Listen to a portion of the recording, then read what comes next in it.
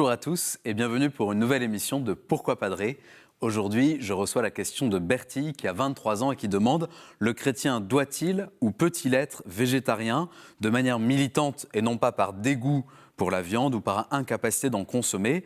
Elle nous précise « Si j'écoute ma conscience, je ne veux pas qu'on élève et qu'on tue des animaux ou même qu'on les chasse, j'en ressens vraiment de la peine. Que dit la Bible? Est-ce juste pour autant ?» Merci beaucoup Bertie pour cette question. Le chrétien peut-il être végétarien ? Bien sûr, c'est possible. Décider de ne plus manger de viande, ce n'est pas un problème en soi. Mais puisque vous posez aussi la question sous l'angle du devoir, le chrétien doit-il être végétarien? Je voudrais approfondir. Vous décidez d'arrêter de manger de la viande, si je comprends bien, c'est un acte militant, militer contre le fait que les animaux soient tués pour être mangés. Et vous dites donc que le problème, le mal, c'est de tuer des animaux. Eh bien, sur ce point-là, je ne suis pas d'accord avec vous. Tuer les animaux n'est pas un mal en soi. Ce que je trouve mal, ce sont plutôt les dérives de l'élevage industriel, l'animal qui est envisagé comme un bien de consommation, qui n'est pas respecté en tant qu'être sensible dans la durée de sa vie et puis aussi dans la manière dont il est tué. Voilà pour moi la dérive véritable. Mais décider de ne pas manger de la viande pour refuser le fait que des animaux puissent être tués par l'homme, cela me semble problématique parce que je crois que ça relève d'une naïveté périlleuse. Je voudrais vous expliquer mon point de vue avec quelques éclairages bibliques. Dans la Bible, les choses sont claires.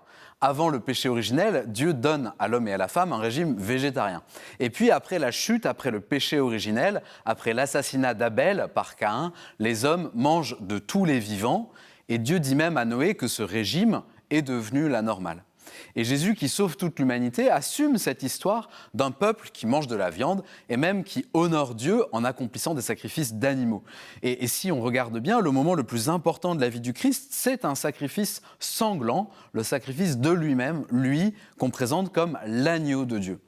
Donc, vous comprenez bien que la dépendance culturelle aux animaux, c'est une dimension qui est importante dans la foi. Le fait de devoir tuer pour manger, même s'il faudrait que ce soit évidemment dans des proportions moindres et dans des conditions meilleures qu'aujourd'hui, ce fait de devoir tuer est un rappel concret de notre condition mortelle et du drame de cette condition qui est prise tout entière par le péché. Et donc, quand je dépends pour une part de ma survie d'un acte qui reste violent, la mise à mort d'un animal qui est sensible, cela met en scène quelque chose de la violence et du chaos qui continue d'habiter le cœur de tout homme.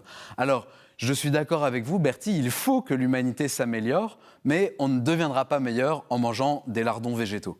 Et si on n'a plus aucun rapport à l'animal en tant que mise à mort, on ne pourra plus rien comprendre au mystère de l'Eucharistie, qui est la mise à mort d'un innocent. C'est donc un vrai problème, un problème profond. Attention à ne pas prendre de fausses bonnes solutions. Merci en tout cas Bertie pour cette question. Je suis prêt à continuer à en discuter avec vous. Merci pour toutes les questions que vous nous envoyez par email à cette adresse pourquoipadré@ktotv.com ou sur les réseaux sociaux. Vous retrouverez cette vidéo et toutes nos vidéos sur ktotv.com. Je vous souhaite une bonne journée.